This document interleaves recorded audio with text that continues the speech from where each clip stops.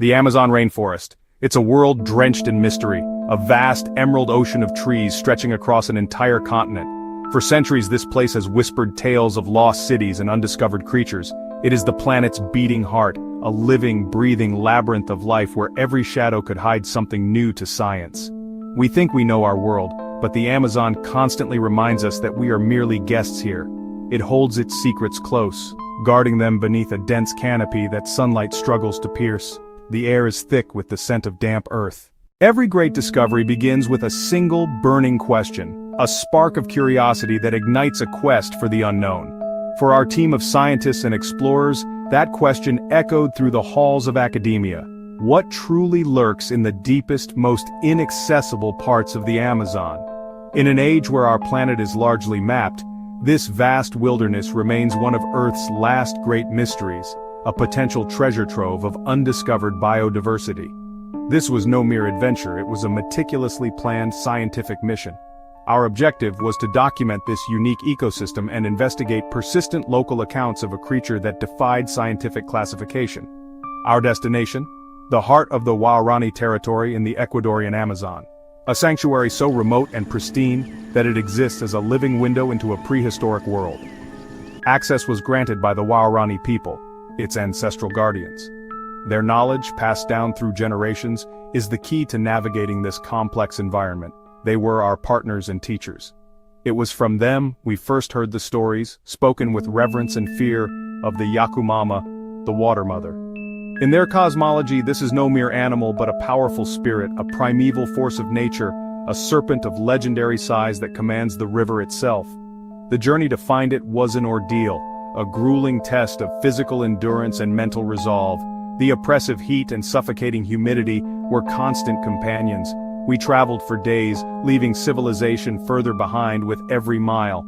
The first leg was by a rattling bush plane soaring over an endless sea of green. After landing on a remote dirt strip, we exchanged modern transport for traditional dugout canoes. Guided by the Waorani, we paddled for days, pushing deeper into the jungle's beautiful yet suffocating embrace, where the only paths are the winding, murky rivers. The air grew heavy on the day of the discovery, thick with a humidity you could almost drink.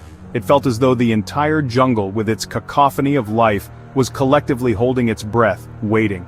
We were deep in Waorani territory, navigating a tributary far from any known path.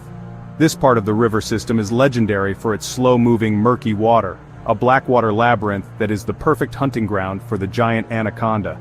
The water itself was the color of strong coffee, so dark and opaque that you couldn't see more than a few inches below the surface.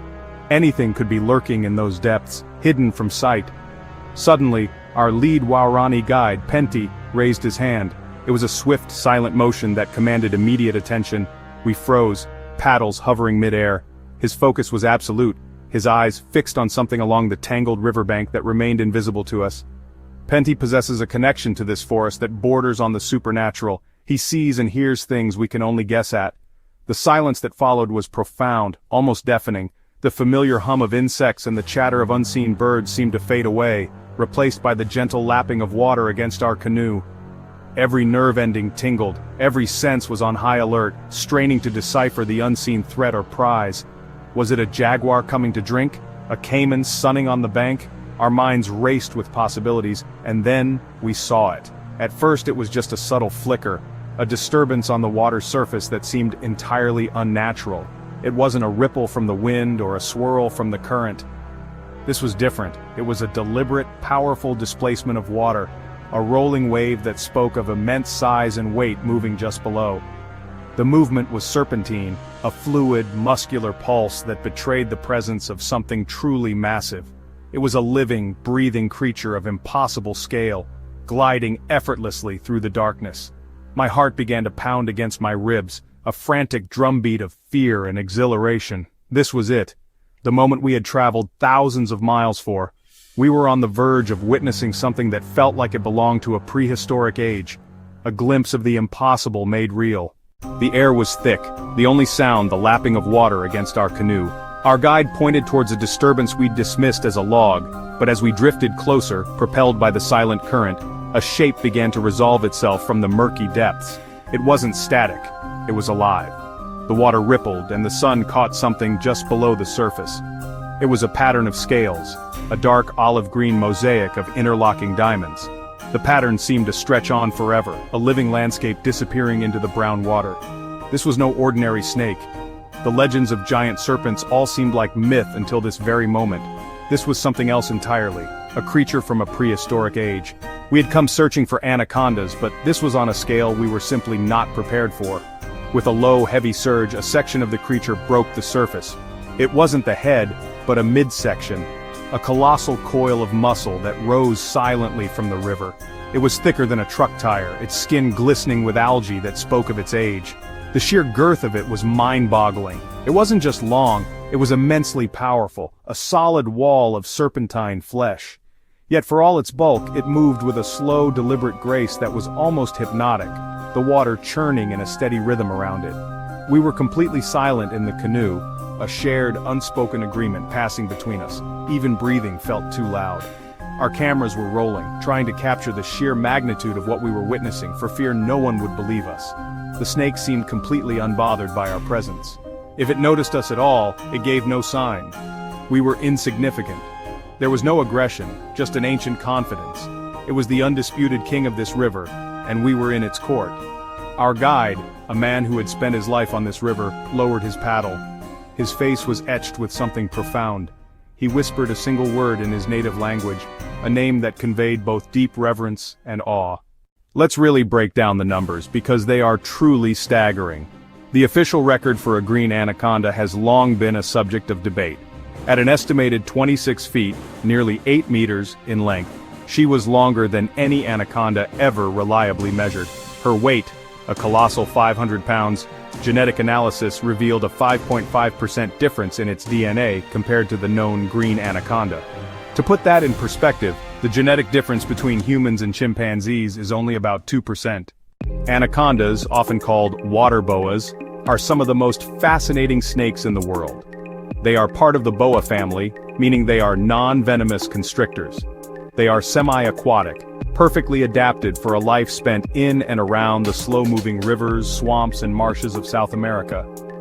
Their eyes and nostrils are located on the top of their heads, allowing them to see and breathe while the rest of their massive body remains submerged and hidden from unsuspecting prey. This makes them incredibly effective ambush predators.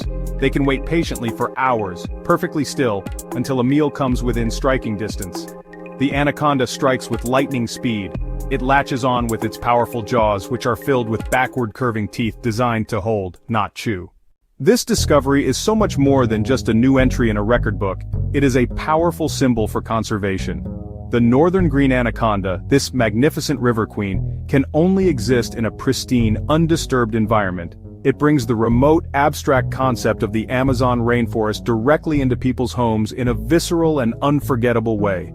It's one thing to read about biodiversity, it's another thing entirely to see a human being swimming alongside a 500-pound snake. The Waorani people have lived in harmony with these giant snakes for centuries. They possess a deep ancestral knowledge of the ecosystem that modern science is only beginning to appreciate. This successful expedition, which was only possible through their guidance and permission, the discovery of the northern green anaconda is a story that will be told for decades to come. It is a tale of courage, collaboration, and the relentless pursuit of knowledge. It has peeled back another layer of the Amazon's profound mystery, revealing a world more incredible than we ever imagined. This is not the end of the story. The natural world is still the greatest show on Earth, full of surprises and wonders that defy our expectations. The jungle has spoken, and its message is one of awe. We have a responsibility to ensure that these emerald guardians continue to reign over their river kingdoms for generations to come. The jungle is always full of magic. You just have to be willing